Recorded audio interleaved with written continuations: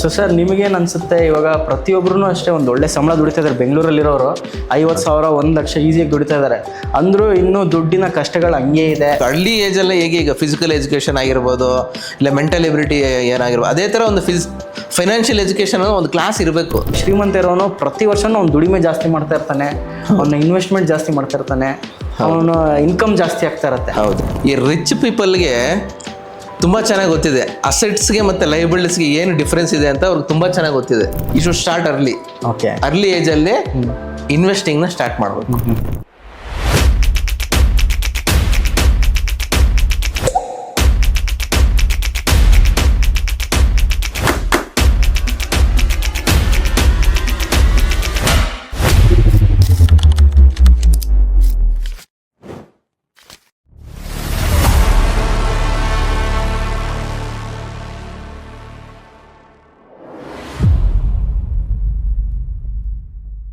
ನಮಸ್ಕಾರ ಟ್ರೇಡರ್ಸ್, ಮತ್ತೊಂದು ಹೊಸ ವಿಡಿಯೋಗೆ ಪ್ರತಿಯೊಬ್ಬರಿಗೂ ಸ್ವಾಗತ. ಸೊ ಇವತ್ತಿನ ವಿಡಿಯೋ ಬಹಳ ಒಂದು ಇಂಟ್ರೆಸ್ಟಿಂಗ್ ಟಾಪಿಕಲ್ಲಿರುತ್ತೆ. ಹಲವರಿಗೆ ಇವಾಗ ಏನಾಗ್ತಾ ಇದೆ, ಇನ್ಕಮ್ ಜಾಸ್ತಿ ಆಗ್ತಾ ಇದೆ, ಅದೇ ಥರ ಆಪರ್ಚುನಿಟೀಸ್ ಕೂಡ ಜಾಸ್ತಿ ಆಗ್ತಾ ಇದೆ. ಆದರೆ ಅವರಿಗೆ ಹಣದ ಸಮಸ್ಯೆಗಳು ಇನ್ನೂ ಕಡಿಮೆ ಆಗ್ತಾ ಇಲ್ಲ. ಅಲ್ಲೂ ಶುರುವಲ್ಲಿ ಸ್ಯಾಲ್ರಿ ಬರುತ್ತೆ, ತಿಂಗಳು ಕೊನೆ ಆಗಷ್ಟೊತ್ತಿಗೆ ಬ್ಯಾಂಕ್ ಬ್ಯಾಲೆನ್ಸ್ 0 ಆಗಿರುತ್ತೆ. ಸೊ ಈ ಒಂದು ವಿಷಯದ ಬಗ್ಗೆ ಮಾತಾಡೋದಕ್ಕೋಸ್ಕರ ನಮ್ಮೊಂದಿಗಿದ್ದಾರೆ ಇವತ್ತು ನವೀನ್ ಕುಮಾರ್ ಅವರು. ಸೊ ನಮಸ್ಕಾರ ಸರ್. ಈ ಒಂದು ವಿಡಿಯೋಲಿ ಪ್ರತಿಯೊಬ್ಬರಿಗೂ ಒಂದು ಫಿನಾನ್ಷಿಯಲ್ ಎಜುಕೇಷನ್ನ ಕೊಡೋದಕ್ಕೆ ಬಂದಿದ್ದೀವಿ. ಸೊ ಸರ್ ನಿಮಗೇನು ಅನಿಸುತ್ತೆ, ಇವಾಗ ಪ್ರತಿಯೊಬ್ಬರೂ ಅಷ್ಟೇ ಒಂದು ಒಳ್ಳೆ ಸಂಬಳ ದುಡಿತಾ ಇದ್ದಾರೆ. ಬೆಂಗಳೂರಲ್ಲಿರೋರು 50,000 1 ಲಕ್ಷ ಈಸಿಯಾಗಿ ದುಡಿತಾ ಇದ್ದಾರೆ. ಅಂದರೂ ಇನ್ನೂ ದುಡ್ಡಿನ ಕಷ್ಟಗಳು ಹಂಗೆ ಇದೆ, ಅದೇ ಥರ ಸ್ಟ್ರೆಸ್ಡ್ ಆಗಿರ್ತಾರೆ. ಹೌದು.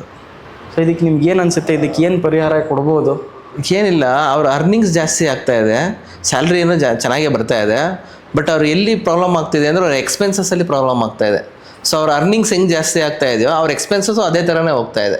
ಸಪೋಸ್ ಈಗ 30,000 ಇದೆ ಅಂದ್ಕೊಳ್ಳಿ, 30,000 ಸ್ಯಾಲ್ರಿ ಇರೋನು ಆ 30,000 ಏನು ಬೇಕೋ ಅಷ್ಟೊಂದು ಕಮಿಟ್ಮೆಂಟ್ ಇಟ್ಕೊತಾನೆ. ಇಲ್ಲ 1 lakh ಸ್ಯಾಲ್ರಿ ಇರೋ ಅವ್ನಿಗೆ ಏನು ಕಮಿಟ್ಮೆಂಟ್ ಇದೆಯೋ ಅದ್ರ ಪ್ರಕಾರ ಅವ್ನು ಇಟ್ಕೊತಾನೆ. ಅದರಲ್ಲಿ ಒಂದು ಸೇವಿಂಗ್ಸ್ ಮಾಡ್ತಾ ಇಲ್ಲ ಅವನು ಇನ್ವೆಸ್ಟ್ಮೆಂಟ್ ಮಾಡ್ತಾ ಇಲ್ಲ. ಸೊ ಇವಾಗ ಸರ್ ನಾನು ನೋಡ್ದಂಗೆ ಪ್ರತಿಯೊಬ್ಬರಿಗೂ ಅಷ್ಟೇ ಇವಾಗ 60,000 ಸಂಬಳ ಇರೋನು 1 ಲಕ್ಷ ಬೇಕು ಅಂತ ಆಸೆ ಪಡ್ತಾನೆ, 30,000 ಇರೋನು 60,000 ಬೇಕು ಅಂತ ಆಸೆ ಪಡ್ತಾನೆ.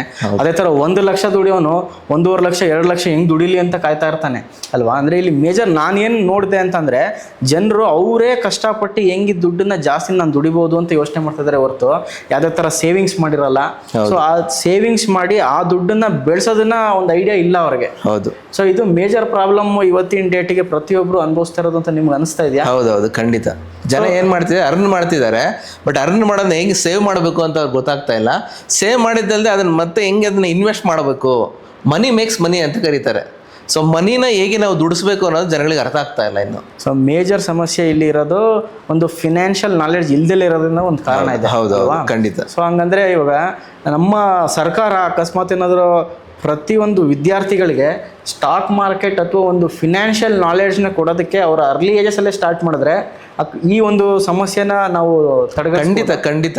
ಸೊ ಏನಾಗ್ತಿದೆ ಅಂದರೆ ನಮ್ಗೆ ಅರ್ಲಿ ಏಜಲ್ಲೇ ಹೇಗೆ ಈಗ ಫಿಸಿಕಲ್ ಎಜುಕೇಷನ್ ಆಗಿರ್ಬೋದು, ಇಲ್ಲ ಮೆಂಟಲ್ ಎಬಿಲಿಟಿ ಏನಾಗಿರ್ಬೋದು, ಅದೇ ಥರ ಒಂದು ಫೈನಾನ್ಷಿಯಲ್ ಎಜುಕೇಷನ್ ಅನ್ನೋ ಒಂದು ಕ್ಲಾಸ್ ಇರಬೇಕು. ಹೌದಾ? ಸೊ ಅದು ಬಂದರೆ ಏನಾಗುತ್ತೆ ಅಂದರೆ ಎಲ್ಲರಿಗೂ ಒಂದು ಫೈನಾನ್ಷಿಯಲ್ ಫ್ರೀಡಮ್ ಅನ್ನೋದು ಸಿಗುತ್ತೆ. ಸೊ ಏನಾಗ್ತಿದೆ, ಇಲ್ಲಿ ಇನ್ಸ್ಟಿಟ್ಯೂಟ್ಗಳು ಬರ್ತಾರೆ, ಅಲ್ಲಿ ಒಂದು 50 ವರ್ಷ 60 ವರ್ಷ ಇರೋರು ಈಗ ಫೈನಾನ್ಷಿಯಲ್ ನಾಲೆಜ್ ತೊಗೊಳಕ್ಕೆ ಬರ್ತಾ ಇದ್ದಾರೆ. ಸೊ ಅದಾಗಬಾರ್ದು. ಇವಾಗ ನೀವು ಹೇಳಿದ್ದು ನನಗೆ ಅರ್ಥ ಆಯಿತು. ಒಂದು ಒಳ್ಳೆ ಏಜ್ ಅವರು ಒಂದು ಫಿನಾನ್ಷಿಯಲ್ ನಾಲೆಡ್ಜ್ನ ಪಡ್ಕೋಬೇಕು ಅಂತ ಕೇಳಿದ್ರೆ ಯಾವ ಏಜ್ ಉತ್ತಮವಾಗಿರುತ್ತೆ? ರೈಟ್ ಫ್ರಮ್ ಆಫ್ಟರ್ SSLC ಏನೋ ನಾವು 10th ಅಂತ ಏನು ಕರಿತೀರೋ, ಮುಗಿದ ತಕ್ಷಣ ಅವ್ರಿಗೆ ಫಸ್ಟ್ PUC ಇಂದನೇ ಇದನ್ನು ಇಂಪ್ಲಿಮೆಂಟ್ ಮಾಡಿದ್ರೆ ತುಂಬ ಒಳ್ಳೆಯದು. ಯಾಕಂದರೆ ಅವ್ರಿಗೆ ಗ್ರಾಸ್ಪಿಂಗ್ ಪವರ್ ಇರುತ್ತೆ, ಅಂಡರ್ಸ್ಟ್ಯಾಂಡಿಂಗ್ ಪವರ್ ಇರುತ್ತೆ. ಸೊ ಆ ಟೈಮಲ್ಲಿ ಆ ಏಜಿಂದನೇ ಅವ್ರಿಗೆ ಫಿನಾನ್ಷಿಯಲ್ ಎಜುಕೇಷನ್ ಕೊಟ್ಟರೆ, so may be after education they will be an independent person ಆಗಿರ್ತಾರೆ, ಫೈನಾನ್ಷಿಯಲಿ ಇಂಡಿಪೆಂಡೆಂಟ್ ಆಗೋ ಚಾನ್ಸಸ್ ಜಾಸ್ತಿ ಇದೆ. ಒಬ್ಬ ಮಿಡಿಲ್ ಕ್ಲಾಸ್ ಆದವನು ಯಾವತ್ತೂ ಅಷ್ಟೇ ಮಿಡಿಲ್ ಕ್ಲಾಸ್ ಆಗೇ ಇರ್ತಾನೆ. ಆದರೆ ಒಬ್ಬ ಶ್ರೀಮಂತ ಇರೋನು ಪ್ರತಿ ವರ್ಷನೂ ಅವ್ನು ದುಡಿಮೆ ಜಾಸ್ತಿ ಮಾಡ್ತಾ ಇರ್ತಾನೆ, ಅವನ ಇನ್ವೆಸ್ಟ್ಮೆಂಟ್ ಜಾಸ್ತಿ ಮಾಡ್ತಾ ಇರ್ತಾನೆ, ಅವನ ಇನ್ಕಮ್ ಜಾಸ್ತಿ ಆಗ್ತಾ ಇರುತ್ತೆ. ಹೌದು. ಅದಕ್ಕೆ ಮೇಜರ್ ಕಾರಣ ಏನಿರ್ಬೋದು ಸರ್? ಮೇಜರ್ ಕಾರಣ ಏನಂದರೆ, ಈ ರಿಚ್ ಪೀಪಲ್ಗೆ ತುಂಬ ಚೆನ್ನಾಗಿ ಗೊತ್ತಿದೆ ಅಸೆಟ್ಸ್ಗೆ ಮತ್ತು ಲೈಬಿಲಿಟೀಸ್ಗೆ ಏನು ಡಿಫ್ರೆನ್ಸ್ ಇದೆ ಅಂತ ಅವ್ರಿಗೆ ತುಂಬ ಚೆನ್ನಾಗಿ ಗೊತ್ತಿದೆ. ಅಸೆಟ್ಸ್ ಏನು ಮಾಡುತ್ತೆ, assets will generate wealth. Okay assets ಅನ್ನೋದು ಸಂಪತ್ತನ್ನು ಸೃಷ್ಟಿ ಮಾಡುತ್ತೆ. Liability generates ಡೆಪ್ಟ್. ಲೈಬಿಲಿಟೀಸ್ ಅನ್ನೋದು ಸಾಲದ ಸುಳಿಗೆ ಸಿಲುಕಿಸುತ್ತೆ. ಇದು ಶ್ರೀಮಂತರಿಗೆ ತುಂಬ ಚೆನ್ನಾಗಿ ಗೊತ್ತಿದೆ. ಸೊ ಅದಕ್ಕೆ ಅವ್ರು ಬರೋ ಹಣನ ಹೇಗೆ ದುಡಿಸ್ಬೇಕು, ಹೇಗೆ ಇನ್ವೆಸ್ಟ್ ಮಾಡಬೇಕು ಅನ್ನೋದ್ರ ಬಗ್ಗೆನೇ ಅವ್ರ ಗಮನ ಇರುತ್ತೆ. ಹಂಗಾದ್ರೆ ನೀವು ಹೇಳೋ ಪ್ರಕಾರ ದುಡ್ಡನ್ನ ಸೇವ್ ಮಾಡಿ ದುಡ್ಡನ್ನ ಅದ್ರ ಕೈಯಲ್ಲಿ ದುಡ್ಸೋನು ಶ್ರೀಮಂತನಾಗ್ತಾನೆ. ಆದ್ರೆ ಒಬ್ಬ ಮಿಡಿಲ್ ಕ್ಲಾಸ್ ಆಗಿರೋರು ಏನ್ ಮಾಡ್ತಾ ಇದಾರೆ, ಬರೋ ಸಂಬಳನ EMI ಅಂತೆ, ಅಥವಾ ಕಾರ್ ಚೆನ್ನಾಗಿ ಕಾಣುತ್ತೆ, ಬೈಕ್ ಚೆನ್ನಾಗಿ ಕಾಣುತ್ತೆ, ಏನೋ ಒಂದು ಕಾರಣಾಂತರದಿಂದ ಅವ್ರು ಏನ್ ಮಾಡ್ತಾರೆ, ಬರೀ ದುಡಿಮೆನ ವೇಸ್ಟ್ ಮಾಡ್ತಾ ಇದಾರೆ ಅಂತಾನೆ ಕರೀಬಹುದು. 30,000-40,000 ಸಂಬಳ ಬರೋನು iPhone 17 Pro ಹೆಂಗ್ ತಗೊಬೇಕು EMI ಅಂತ ಚೆಕ್ ಮಾಡ್ತಾನೆ. ಅಂದ್ರೆ ಅದೇ ತರ ಇವತ್ತಿನ ಡೇಟಿಗೆ ಎಲ್ಲ ಕಡೆನೂ ಆಸೆ ಬರ್ಸ್ಬಿಟ್ಟಿದ್ದಾರೆ ಸೊಸೈಟಿ. ಇವತ್ತಿನ ದಿನಕ್ಕೆ ನಮ್ಮ ಸಮಾಜ ಇವಾಗ ಹೆಂಗಿದೆ ಅಂತ ಕೇಳಿದ್ರೆ, ಅವನ ಹತ್ರ ದುಡ್ಡಿದೆ ಅಂತ ತೋರಿಸ್ಕೋಬೇಕು ಅಂತ ಕೇಳಿದ್ರೆ ಅವನ ಹತ್ರ ಐಫೋನ್ ಇರಬೇಕು, ಅಥವಾ ಒಂದು ಕಾರ್ ಇರಬೇಕು, ಅಥವಾ ಸ್ವಂತ ಮನೆ ಇರಬೇಕು. ತೋರಿಕೆಯ ಜೀವನ ಆಗ್ಬಿಟ್ಟಿದೆ. ಹೌದೌದು. ಇವಾಗ ಒಬ್ಬ ಮಿಡಲ್ ಕ್ಲಾಸ್ ವ್ಯಕ್ತಿ ಒಂದು ದೊಡ್ಡ ಮನೆ ಕಟ್ಟೋ ಆಸೆ ಇಟ್ಕೊಳೋದು ಒಳ್ಳೇದಾ, ಅಥವಾ ಅದೇ ದುಡ್ಡನ್ನ ಇನ್ವೆಸ್ಟ್ಮೆಂಟ್ ಮಾಡ್ಕೊಂಡು ದುಡ್ಡನ್ನ ಬೆಳೆಸೋದು ಹೆಚ್ಚಾ? ದೊಡ್ಡ ಮನೆ ಕಟ್ಟಬೇಕು ಅನ್ನೋ ಕನಸು ಪ್ರತಿಯೊಬ್ಬರಿಗೂ ಇರಬೇಕು. ಬಟ್ ಅದನ್ನ ಹೇಗೆ ಕಟ್ಟಬೇಕು? EMI ಮುಖಾಂತರ ಕಟ್ಟಬೇಕಾ, ಅಥವಾ ಫೈನಾನ್ಷಿಯಲಿ ಫ್ರೀಡಮ್ ತೊಗೊಂಡು ಕಟ್ಟಬೇಕಾ? ಆ ಫೈನಾನ್ಷಿಯಲ್ ಫ್ರೀಡಮ್ ತೊಗೊಂಡು ನೆಕ್ಸ್ಟ್ ಫ್ಯೂಚರಲ್ಲಿ ಬರ್ಡನ್ ಇರಬಾರ್ದು ಅಂದರೆ ಯು ಶುಡ್ ಸ್ಟಾರ್ಟ್ ಅರ್ಲಿ ಏಜಲ್ಲಿ ಇನ್ವೆಸ್ಟಿಂಗ್ನ ಸ್ಟಾರ್ಟ್ ಮಾಡಬೇಕು. ಇವಾಗ ನೀವು ಅದೇನು EMI ಅಂತ ಅಂದರೆ, ಸೊ EMI ಅಂದರೆ ಏನು, ಯಾಕೆ ಜನರು EMI ಸುಳಿಗೆ ಬೀಳ್ತಾ ಇದ್ದಾರೆ? ಯಾಕಂದರೆ ಹಸಿ ಆಸೆ, ರಾಯಲ್ ಲೈಫ್ ಬೇಕು ಎಲ್ಲರಿಗೂ, ಲಕ್ಸುರಿ ಲೈಫ್ ಬೇಕು, ತೋರಿಕೆಯ ಜೀವನ ಬೇಕು.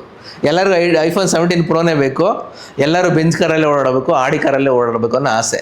ಬಟ್ ಆಸೆ ತಕ್ಕಾಗಿ ಅವ್ರ ಅರ್ನಿಂಗ್ಸ್ ಇದೆಯಾ ಅಂತ ಅವ್ರು ನೋಡ್ಕೊತಾ ಇಲ್ಲ. ಅಂದ್ರೆ ನಮ್ಮ ಸರ್ಕಾರನೂ ಅದ್ರ ತಕ್ಕಾಗೆ ಒಂದು ರೂಲ್ನ ತೆಗಿಲೇಬೇಕಲ್ವ. ಇವಾಗ ಏನಾಗ್ತಾ ಇದೆ ಅಂತ ಕೇಳಿದ್ರೆ, ಲೋನ್ ಕೊಡೋರು ಜಾಸ್ತಿ ಜನ ಆಗಿದ್ದಾರೆ, ಸಾಲ ಕೊಡೋರು ಜಾಸ್ತಿ ಜನ ಆಗಿದ್ದಾರೆ.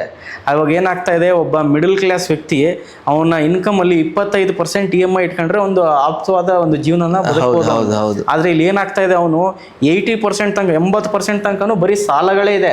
ಹೌದು. ಅಕಸ್ಮಾತ್ ಅವ್ನಿಗೆ ಏನಾದ್ರು ಖರ್ಚು ಬಂದ್ರೆ, ಅಕಸ್ಮಾತ್ ಏನಾದ್ರು ಮನೇಲಿ ಯಾರಾದ್ರೂ ಹುಷಾರ್ ತಪ್ಪಿದ್ರೆ, ಆ ಖರ್ಚು ಅವನು ಮಿಡ್ಸೋದಕ್ಕೂ ಅದಕ್ಕೋಸ್ಕರ ಒಂದು ಲೋನ್ ಅಂಟಿಸ್ತಾರೆ. ಇವಾಗ ಒಂದು ಕಾರ್ ತಗೋಬೇಕಾ ಅದಕ್ಕೂ ಒಂದು ಲೋನು, ಮನೆ ತಗೋಬೇಕಾ ಅದಕ್ಕೂ ಒಂದು ಲೋನು. ಈಗ ಹೇಗಾಗ್ಬಿಟ್ಟಿದೆ ಅಂದರೆ, ಅವ್ನು ಏನು ಸಂಬಳ ಬರುತ್ತೋ ಅದು ಅವನು ತಿಂಗ್ಳು ಕಮಿಟ್ಮೆಂಟ್ಗೆ ಅಷ್ಟೇ ಆಗ್ತಾ ಇದೆ. ಅವನಿಗೆ ಏನಾದ್ರು ಎಮರ್ಜೆನ್ಸಿ ಬಂತು ಅಂದರೆ ಅಗೇನ್ ಎಷ್ಟು ಚೂಸ್ ಫಾರ್ EMI. ಒಂದು ಒಳ್ಳೆ ಎಕ್ಸಾಂಪಲ್ ಏನು ಅಂದರೆ ಸರ್, ಮೊನ್ನೆ ಏನೋ ಬಟ್ಟೆ ತೊಗೊಂಬರಕ್ಕೆ ಹೋಗಿದ್ದೆ. ಬಟ್ಟೆ ಇದಾಗ ಅಕಸ್ಮಾತ್ ಏನಾದ್ರು 5,000 10,000 ಜಾಸ್ತಿ ಆಗ್ಬಿಡ್ತು ಬಿಲ್ಲಿಂಗ್ ಅಂದರೆ, ಬಟ್ಟೆಗೂ EMI ಕೊಡಕ್ಕೆ ರೆಡಿ ಇದ್ದಾರೆ. ಹೌದು ಸರ್. ಇವಾಗ ನೀವು ಅಸೆಟ್ ಮತ್ತು ಲಯಬಿಲಿಟೀಸ್ ಬಗ್ಗೆ ಏನೋ ಹೇಳಿದ್ರಿ. ಸೊ ಇವಾಗ ನಮ್ಮ ಜನರಿಗೆ ಇನ್ನೂ ಒಂದು ಸ್ವಲ್ಪ ವಿವರವಾಗಿ ನೀವು ಎಕ್ಸ್ಪ್ಲೇನ್ ಮಾಡ್ಬೋದಾ, ಅಸೆಟ್ ಅಂದರೆ ಏನು, ಲಯಬಿಲಿಟೀಸ್ ಅಂದರೆ ಏನು ಅಂತ? ಖಂಡಿತ. ಅಸೆಟ್ ಅಂದರೆ ಆಸ್ತಿಗಳು ಅಂತ ಅರ್ಥ. ಅಂದರೆ ಯಾವುದು ನಿಮಗೆ ಹಣನ ತಂದು ಕೊಡುತ್ತೋ, ಯಾವುದು ಹಣನ ಜನರೇಟ್ ಮಾಡುತ್ತೋ ಅದನ್ನು ಅಸೆಟ್ಸ್ ಅಂತ ಕರಿತಾರೆ, ಆಸ್ತಿಗಳು ಅಂತ ಕರಿತಾರೆ. ಸಪೋಸ್ ಈಗ ಇನ್ವೆಸ್ಟಿಂಗ್ ಇನ್ ಈಕ್ವಿಟಿ, ಸ್ಟಾಕ್ ಮಾರ್ಕೆಟಲ್ಲಿ ಇನ್ವೆಸ್ಟ್ ಮಾಡೋದು, ಮ್ಯೂಚುವಲ್ ಫಂಡ್ಸಲ್ಲಿ ಇನ್ವೆಸ್ಟ್ ಮಾಡೋದು, ಅಥವಾ ಯಾವ್ದಾದ್ರು ಒಳ್ಳೆ ಬಿಸ್ನೆಸ್ ಸ್ಟಾರ್ಟ್ಅಪ್ಗಳಲ್ಲಿ ಇನ್ವೆಸ್ಟ್ ಮಾಡೋದು. ಸೊ ಇದೇನಾಗುತ್ತೆ, ಇದನ್ನು ಅಸೆಟ್ಸ್ ಅಂತ ಕರೀತಾರೆ. ಓಕೆ. ಲಯಬಿಲಿಟೀಸ್ ಅಂದರೆ ಏನು? ನಿಮ್ಮನ್ನ ಸಾಲದ ಬಲೆಗೆ ನೂಕೋದು, ಅದನ್ನ ಲಯಬಿಲಿಟೀಸ್ ಅಂತ ಕರೀತಾರೆ. ಅಂದರೆ ಎಕ್ಸ್ಪೆನ್ಸಸ್ ಥಿಂಗ್ಸ್ನ ಬೈ ಮಾಡೋದು, ಎಕ್ಸ್ಪೆನ್ಸಸ್ ಕಾರ್ನ ಬೈ ಮಾಡೋದು, ಎಕ್ಸ್ಪೆನ್ಸಸ್ ಹೋಮ್ ಲೋನ್ ತಗೊಳ್ಳೋದು. ಸೊ ಇದು ನನಗೆ ಲಯಬಿಲಿಟಿ ಅಂತ ಕರೀತಾರೆ. ಓಕೆ. ಹಾಗಾದ್ರೆ ನಮ್ಮ ವೀಕ್ಷಕರು ಇಲ್ಲಿ ಕೆಳಗಡೆ ಕಮೆಂಟ್ ಸೆಕ್ಷನಲ್ಲಿ ಹೇಳಬೇಕು, ಇವಾಗ ಒಬ್ಬ ಮಿಡಿಲ್ ಕ್ಲಾಸ್ ಆದವನು ಜಾಸ್ತಿ ಅಸೆಟ್ನ ಮಾಡ್ಕೋಬೇಕಾ ಅಥವಾ ಜಾಸ್ತಿ ಲಯಬಿಲಿಟೀಸ್ನ ಮಾಡ್ಕೋಬೇಕಾ ಅಂತ ಅಂದ್ಬಿಟ್ಟು. ಹೌದು ಅಲ್ವಾ?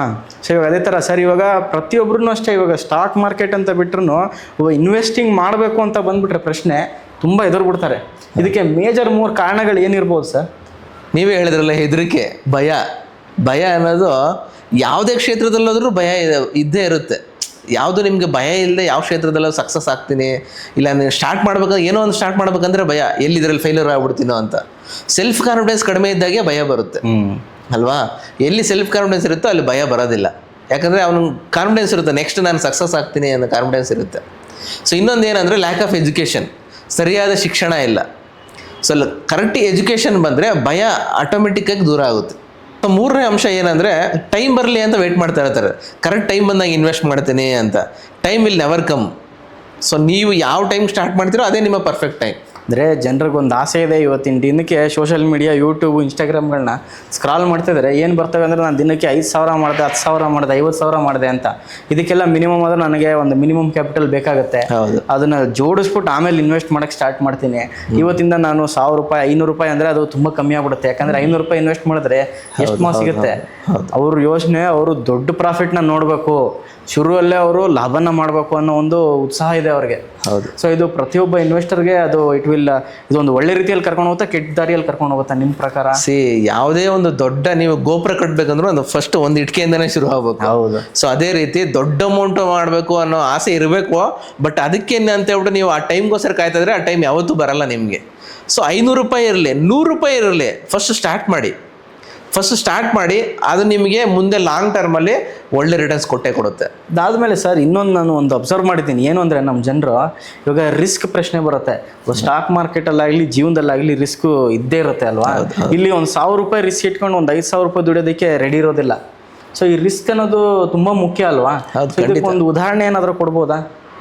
ಹರ್ಷದ್ ಮಾತು ಅವ್ರು ಹೇಳ್ತಾರಲ್ಲ, ರಿಸ್ಕ್ ಏತೋ ಹಿಸ್ಕೆ ಅಂತ. ಸೊ ರಿಸ್ಕ್ ಪ್ರತಿಯೊಬ್ಬರು ಲೈಫಲ್ಲಿ ತೊಗೊಳ್ಳೇಬೇಕು. ರಿಸ್ಕ್ ಯಾರು ತಗೊಂತಾರೆ ಅವರೇ ಸಕ್ಸಸ್ ಆಗೋದು ಲೈಫಲ್ಲಿ. ರಿಸ್ಕ್ ಎಲ್ಲಿಲ್ಲ ಹೇಳಿ, ಪ್ರತಿಯೊಂದು ನಿಮ್ಮ ಲೈಫ್ ಜರ್ನಿಯಲ್ಲಿ ಪ್ರತಿಯೊಂದು ಸ್ಟೆಪ್ಪಲ್ಲೂ ನಿಮ್ಗೆ ರಿಸ್ಕ್ ಇದೆ. ಸೊ ಗಾಡಿ ಓಡಿಸ್ತಾ ಇದ್ದೀರಾ, ಅಲ್ಲಿ ರಿಸ್ಕ್ ಇಲ್ವಾ? ಇದೆ. ಏರ್ಪ್ಲೇನ್ ಎಲ್ಲೋ ಫ್ಲೈಟಲ್ಲಿ ಹೋಗ್ಬೇಕು ಅಂತ ಹೋಗ್ತಾರೆ, ಅಲ್ಲಿ ರಿಸ್ಕ್ ಇಲ್ವಾ? ಪ್ರತಿ ಸ್ಟೇಜಲ್ಲೂ ನಿಮ್ಗೆ ರಿಸ್ಕ್ ಇದೆ. ಆ ರಿಸ್ಕ್ ಇದೆ ಅಂತ ಹೇಳ್ಬಿಟ್ಟು ನೀವು ಹಂಗೆ ಕೂತ್ರೆ ನೀವು ಲೈಫಲ್ಲಿ ಸಕ್ಸಸ್ ಆಗೋಕ್ಕಾಗಲ್ಲ.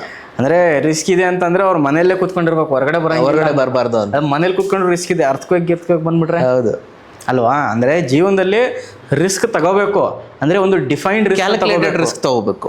ಸೊ ಆ ಒಂದು ರಿಸ್ಕ್ ತಗೊಂಡಾಗ ಮಾತ್ರ ನಾವು ಕೂಡ ನಮ್ಮ ಜೀವನದಲ್ಲಿ ನಾವು ಕೂಡ ಗೆಲ್ಲಕ್ಕೆ ಸಾಧ್ಯ ಆಗುತ್ತೆ. ಹೌದು ಸರ್, ನಿಮ್ಮ ಪ್ರಕಾರ ಇವಾಗ ಒಂದು ಸೆಕೆಂಡ್ರಿ ಸೋರ್ಸ್ ಆಫ್ ಇನ್ಕಮ್ ಇರೋದು ಎಷ್ಟು ಮುಖ್ಯವಾಗಿದೆ, ಆಮೇಲೆ ಅದು ನಿಜವಾಗ್ಲೂ ಅವಶ್ಯಕತೆ ಇದೆಯಾ?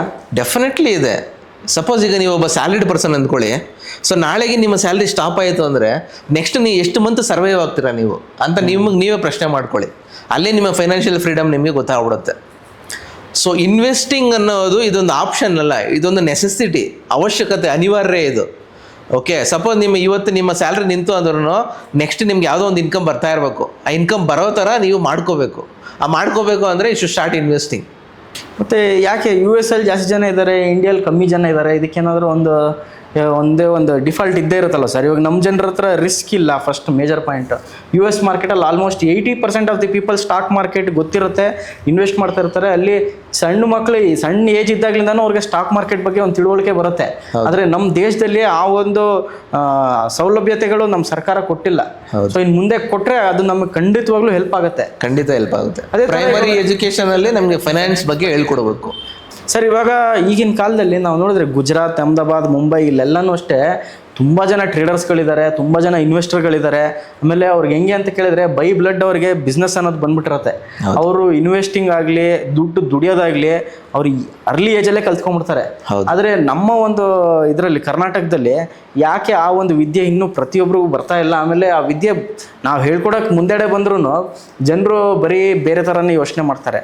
ಹೌದು, ನೀವೇ ಹೇಳಿದ್ರಿ ಗುಜರಾತ್ ಆಗಲಿ ರಾಜಸ್ಥಾನ ಆಗಲಿ ಬೈ ಬ್ಲಡ್ ಅವ್ರಿಗೆ ಬಿಸ್ನೆಸ್ ಇದೆ ಅಂತ. ಸೊ ಬಿಸ್ನೆಸ್ ಅಂದರೆ ರಿಸ್ಕ್ ಇದ್ದೇ ಇರುತ್ತೆ. ಬಟ್ ಅವ್ರಿಗೆ ಆ ರಿಸ್ಕ್ನ ಹೇಗೆ ಕ್ಯಾಲ್ಕುಲೇಟೆಡ್ ತೊಗೊಬೇಕು ಅಂತ ಗೊತ್ತಿದೆ ಅವ್ರಿಗೆ.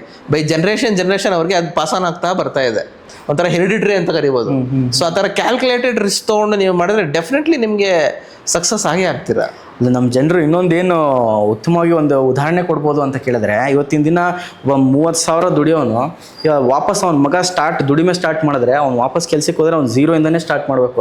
ಆದರೆ ಒಂದು ವ್ಯಾಪಾರ ಹಾಕ್ಕೊಟ್ಟು ಅಲ್ಲಿ ಅವರು ಅಕಸ್ಮಾತ್ ಏನಾದ್ರು ಒಂದು ಮಟ್ಟಕ್ಕೆ ತಂದಿಟ್ರೆ ಆ ಮಟ್ಟದಿಂದ ಬೆಳೆಸ್ಕೊಂಡು ಹೋಗೋದು ಆ ಮಗನ ಬಿಟ್ಟಿದೆ. ಅಂದರೆ ಫಾರ್ ಎಕ್ಸಾಂಪಲ್ ಇವತ್ತಿನ ದಿನ ಕೆಲಸ ಮಾಡೋ ಒಬ್ಬರು ಎಂಪ್ಲಾಯ್ ಥರ ನೋಡಿದೆ, ಒಬ್ಬ ಎಂಪ್ಲಾಯ್ 30,000 ದುಡಿತಾ ಇದ್ರೆ ಅವ್ನ ಮಗನೂ ವಾಪಸ್ 0ಇಂದನೇ ಸ್ಟಾರ್ಟ್ ಮಾಡ್ಬೇಕು, 30,000 ಬರಬೇಕು ಅಂದರೆ. ಆದರೆ ವ್ಯಾಪಾರ ಇವಾಗ ಫಾರ್ ಎಕ್ಸಾಂಪಲ್ ಇವಾಗ ಅದು 1 ಲಕ್ಷ ದುಡಿತಾ ಇದೆ ಅಂದರೆ ಅವ್ನ ಮಗ ಬಂದಾಗಲೂ ಈ 1 ಲಕ್ಷ ಹಂಗೆ ಇರುತ್ತೆ. ಆ 1 ಲಕ್ಷನ ಬೆಳೆಸೋದ್ರ ಬಗ್ಗೆ ಅವ್ನು ಯೋಚನೆ ಮಾಡ್ಬೋದು. ಅವಾಗ ಏನಾಗುತ್ತೆ, ಒಂದು ಜನ್ರೇಷನ್ ಮಾಡಿರೋ ಕಷ್ಟ ಅಲ್ಲಿ ವೇಸ್ಟ್ ಆಗೋದಿಲ್ಲ. ಅವ್ರ ಮಕ್ಳುಗಳು ಅದೇ ಲೆಗಸಿನ ಮೇಂಟೈನ್ ಮಾಡ್ಕೊಂಡು ಹೋಗ್ತಾ ಇರ್ತಾರೆ. ಇವಾಗ ನೀವು ಸೇಟುಗಳಾಗಲಿ ಇವ್ರಿಗೆಲ್ಲ ನೋಡಿದರೆ ಅವರೆಲ್ಲ ಮಾಡೋದೇ ಅದು. ಹೌದು, ಅವ್ರಿಗೆ 10th ಆದಮೇಲೆ ಅವ್ರ ಎಜುಕೇಷನ್ನ ನಿಲ್ಲಿಸ್ಬಿಡ್ತಾರೆ. ಬೇಡಪ್ಪ ನೀನು ಓದ್ಬೇಡ, ನೀನು ವ್ಯಾಪಾರದಲ್ಲೇ ಮಾಡ್ಕೋ ಅಂತ ಅಂದ್ಬಿಟ್ಟು ಅಲ್ವಾ. ಅವರಿಗೆ ಬೇಸಿಕ್ ನಾಲೆಡ್ಜ್ ಏನು ಬೇಕೋ ಅದನ್ನು ಮಾತ್ರ ಹೇಳ್ಕೊಡ್ತಾರೆ. ಹೌದು, ಸೊ ಸ್ಕಿಲ್ಸ್ನ ಕಲಿಸ್ಬೇಕು. ನಾಟ್ ಓನ್ಲಿ ನಾವು ಮಾರ್ಕ್ಸ್ನ ತೆಗಿಯೋ ಒಂದು ಮಿಷಿನ್ ಮಾಡೋ ಬದಲು ಸ್ಕಿಲ್ಸ್ನ ಕಲಿಸ್ಬೇಕು ಜನಕ್ಕೆ, ಮಕ್ಕಳಿಗೆ. ಪ್ರತಿಯೊಂದು ಫೀಲ್ಡಲ್ಲೂ ಕಾಂಪಿಟೇಷನ್ ಬಂದ್ಬಿಟ್ಟಿದೆ ಸರ್. ಇವಾಗ ಹೆಂಗೆ ಅಂತಂದರೆ ಒಬ್ಬ ಮಿಡಿಲ್ ಕ್ಲಾಸಲ್ಲಿರೋನು ತೋರಿಕೆ ಜೀವನ ಜೀವ್ತಾನೆ ಅಂತ ನೀವು ಅಂದರೆ, ಅದೇ ಥರ ಒಬ್ಬ ಸ್ಟೂಡೆಂಟನ್ನು ಅಷ್ಟೇ ಅವ್ರ ತಂದೆ ತಾಯಿನ ಇಂಪ್ರೆಸ್ ಮಾಡಬೇಕು ಅಥವಾ ಸಮಾಜದಲ್ಲಿ ಅವನು ಒಂದು ಸ್ಥಾನನ ಹೊಂದಬೇಕು ಅಂತ ಕೇಳಿದ್ರೆ 80% ಬಂತು, ನನ್ನ ಮಗನಿಗೆ 90% ಬಂತು, ಇದನ್ನೇ ಹೇಳ್ತಾ ಇರ್ತಾರೆ ಹೊರತು ನನ್ನ ಮಗನಿಗೆ ನಾನು ಈ ವಿದ್ಯೆ ಹೇಳ್ಕೊಟ್ಟೆ, ಇನ್ನು ಮುಂದೆ ಅವನು ಜೀವನದಲ್ಲಿ ದುಡಿಮೆ ಮಾಡ್ಕೊಳೋದಕ್ಕೆ ಒಂದು ಈಸಿ ದಾರಿ ಮಾಡಿಕೊಟ್ಟೆ. ಸೊ ಈ ಥರ ಯೋಚನೆ ಬರ್ತಾ ಇಲ್ಲ. ಈಗ ಹೆಂಗಾಗ್ಬಿಟ್ಟಿದೆ ಅಂದರೆ, ಸೊ SSLCಯಲ್ಲಿ 99% ಬಂದರೂ ಸ್ಯಾಟಿಸ್ಫ್ಯಾಕ್ಷನ್ ಇಲ್ಲ, ಈಗ ಅನ್ಸ್ಯಾಟಿಸ್ಫ್ಯಾಕ್ಷನೇ ಜಾಸ್ತಿ ಅವ್ರಿಗೆ.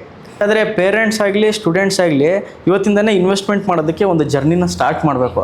ಸರ್, ಇವತ್ತಿನ ಯೂತ್ಗೆ ನೀವೇನು ಸಲಹೆ ಕೊಡಬೇಕು ಅಂತ ಹೊರಟಿದ್ದೀರಾ? ಅಂದರೆ ಇವಾಗ ಅವ್ರು ಇನ್ವೆಸ್ಟಿಂಗಿಗೆ ಬರಬೇಕು, ಅವರ ಒಂದು ದುಡಿಮೆನ ಜಾಸ್ತಿ ಮಾಡ್ಕೋಬೇಕು, ಅದೇ ಥರ ರಿಟೈರ್ಮೆಂಟ್ ಬಂದಾಗ ಅವ್ರು ಅವಾಗ್ಲೂ ಅಷ್ಟೇ ಒಂದು ಇವಾಗ ಗೌರ್ಮೆಂಟ್ಗಾದರೆ ಪೆನ್ಷನ್ ಸಿಗುತ್ತೆ, PF ಸಿಗುತ್ತೆ, ಎಲ್ಲನೂ ಸಿಗುತ್ತೆ. ಆದರೆ ಒಬ್ಬ ಯೂತ್ ಇವತ್ತಿಂದ ಹೆಂಗೆ ಪ್ಲ್ಯಾನ್ ಮಾಡಿದ್ರೆ ರಿಟೈರ್ಮೆಂಟಲ್ಲಿ ಅವ್ನು ಅದಾದಮೇಲೆ ಒಂದು ಜಾಲಿ ಲೈಫ್ನ ಲೀಡ್ ಮಾಡ್ಬೋದು.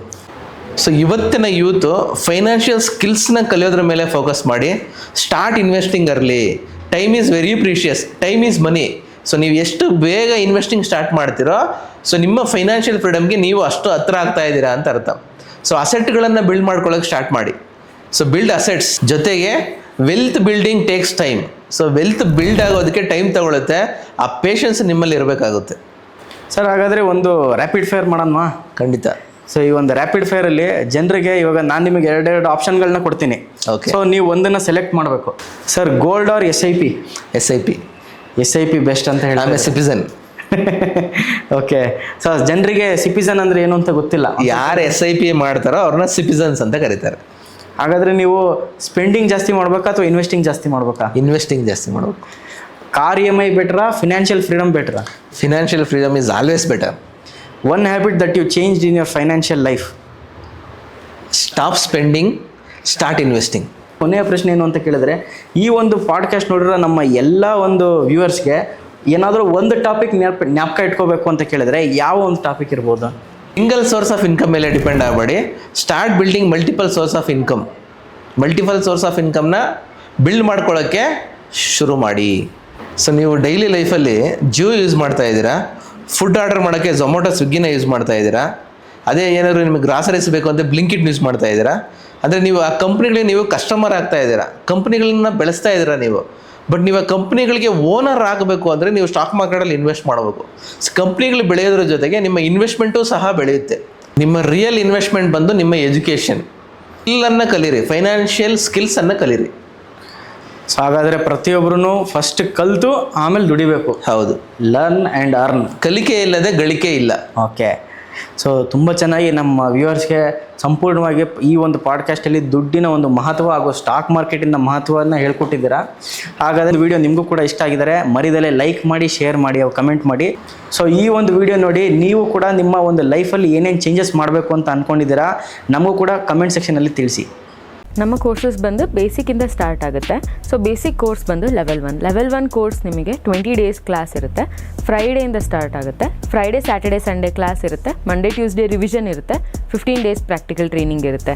ಸೊ ಈ ಕೋರ್ಸ್ನಲ್ಲಿ ನೀವು stock selection, IPO, fundamental technical analysis, chart patterns, future and options in ಡೀಟೇಲಾಗಿ ಕಲ್ತ್ಕೊತೀರಾ. ಅದ್ರ ಜೊತೆಗೆ ವೇರಿಯಸ್ ಸ್ಟ್ರಾಟಜೀಸ್ ಕೂಡ ನಾವು ಹೇಳ್ಕೊಡ್ತೀವಿ. ಸೊ ಈ ಕೋರ್ಸಿಗೆ ನಾವು ಜಸ್ಟ್ 4500 ಚಾರ್ಜ್ ಮಾಡ್ತಾ ಇದ್ದೀವಿ. ಲೆವೆಲ್ 2 ಅಂದರೆ ಇನ್ನು ಅಡ್ವಾನ್ಸ್ಡ್ ಕೋರ್ಸ್. ಇದರಲ್ಲಿ ನಿಮಗೆ advance strategies, theories, adjustments, chart patterns, no law strategy, expiry day strategy with commodities ಹಾಗೂ ಹೊಸದಾಗಿ ನಾವು ಕುಬೇರ ಕೂಡ ಇದರಲ್ಲಿ ಹೇಳ್ಕೊಡ್ತಾ ಇದ್ದೀವಿ. ಸೊ ಇದು 1 ಮಂತ್ ಕೋರ್ಸ್ ಇರುತ್ತೆ. ದಿನ ಬಿಟ್ಟು ದಿನ ಕ್ಲಾಸ್ ಇರುತ್ತೆ. ಕ್ರಿಪ್ಟೋ ಬಂದು ನಾವು ವರ್ಕ್ಶಾಪ್ಸ್ ಮಾಡ್ತೀವಿ. ಸೊ ನಿಮಗೆ ಫರ್ದರ್ ಡೀಟೇಲ್ಸ್ ಬೇಕು ಅಂದರೆ ನೀವು ಕೆಳಗಡೆ ಮೆನ್ಷನ್ ಮಾಡಿರೋ ನಂಬರಿಗೆ ಕಾಂಟ್ಯಾಕ್ಟ್ ಮಾಡ್ಬೋದು.